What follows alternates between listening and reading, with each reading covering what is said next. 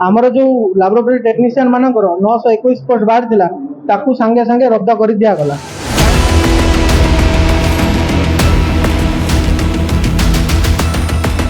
Amri post को काटी दिगला। Base level entry जो स्ट्रेंथ थिला 2235 को काटी दे 1445 को आनीदे। एथि द्वारा आम छात्र छात्री मैंने निराश है।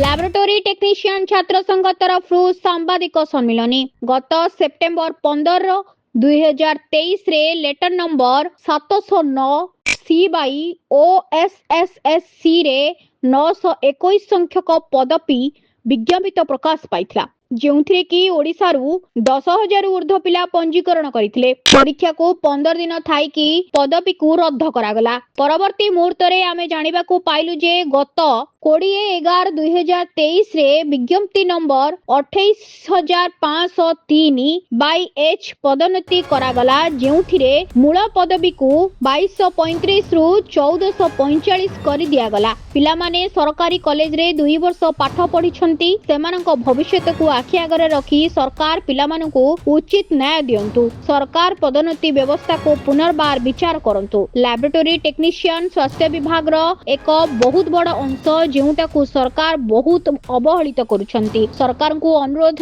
एहा जे राज्यर सबु medical college CHU UPHC PHC रे आउटसोर्सिंग एजेंसी माध्यम रे नियुक्ति न करी नियमित पदवी रे नियुक्ति करा जाऊ। मो ना ओमस्वरूप पटनायक, मो SC मेडिकल कॉलेज कटक रु pass out student, medical laboratory technology रो स्टूडेंट थी। वर्तमान पास आउट होई अछि। वर्तमान आपण माने देखुथिबे जे प्रति PSC हो UPSC हो CSC हो गाँ गहली रे वर्तमान जो भाव स्वास्थ्य सेवा ठप हो रही। गोटे टेस्ट कितना टेस्ट 2-3 दिन अधिक ग्रामवासी मैंने अपेक्षा कर रोचे आम रिपोर्ट के यही जो डायग्नोसिस रे जो डिले होमें दायी किए। द्वितीय कथा विगत अतीत आपण मैंने जानी गोटे 921 पोस्ट गोटे बाहरी आमर जो लैबोरेटरी टेक्नीशियन मानकर 921 पोस्ट बाहरी ताकू सांगे सांगे रद्द कर दिगला। कहीं आमर कैडर स्ट्रक्चर करागला बोली आम स्वागत जनाऊँ, धन्यवाद कैडर स्ट्रक्चर करागला। किंतु आमरी पोस्ट को काटी दिगला। बेस लेवल एंट्री जो स्ट्रेंथ थिला 2235 को काटी दे 1445 को आनीदे। एथि द्वारा आम छात्र छात्री मैंने निराश है।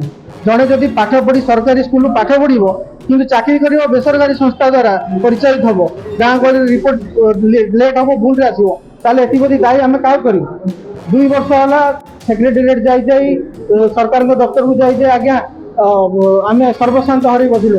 आम वर्तमान निराश हो आम वर्तमान छात्र छात्री मैंने ये गोटे आम समाधान चाहूँ जे सरकार किसी आम करतु। जेहेतु बेस लेवल एंट्री अब सरकार काटी 2235 1445 कर 921 पोस्ट को कैंसल कर आम प्रति आउर दरद रहा नहीं कि लैबोरेटरी टेक्नीशियन को अनदेखा कराला। केवल आउटसोर्सिंग मोड्रे PPP मोड रखी कहीं कारण दरकार नहीं बोली कहते।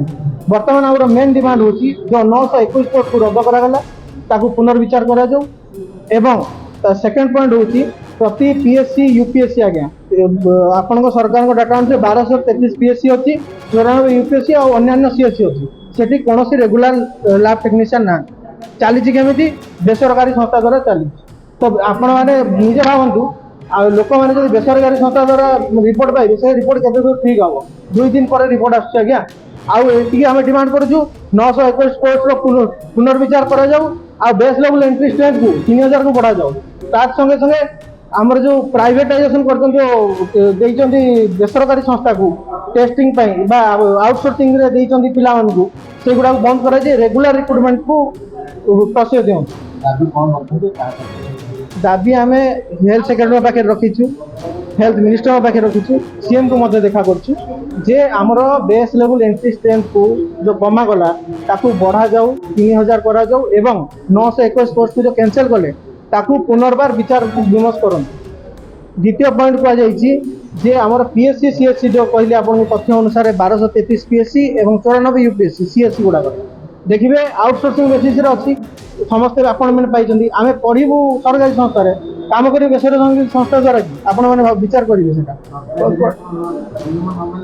ଆଜ୍ଞା ସରକାର ଯଦି ନ ମାନିବେ ଛାତ୍ର ହିସାବରେ ଆମେ କ'ଣ କରିବୁ ବର୍ତ୍ତମାନ ନିରାଶ ହେଇ ଅଛୁ ରାଜରାସ୍ତା ଖୋଲିବୁ ଦରକାର ପଡ଼ିଲେ ବିଧାନସଭା ମଧ୍ୟ ଘେରାଉ କରିବୁ संपूर्ण न्यूज ଆମ ସମ୍ପୂର୍ଣ୍ଣ ନ୍ୟୁଜ୍ ଓଡ଼ିଆ ଚ୍ୟାନେଲକୁ ଲାଇକ୍ ସେୟାର ଆଣ୍ଡ ସବସ୍କ୍ରାଇବ୍ କରିବାକୁ ଜମାରୁ ଭୁଲିବେ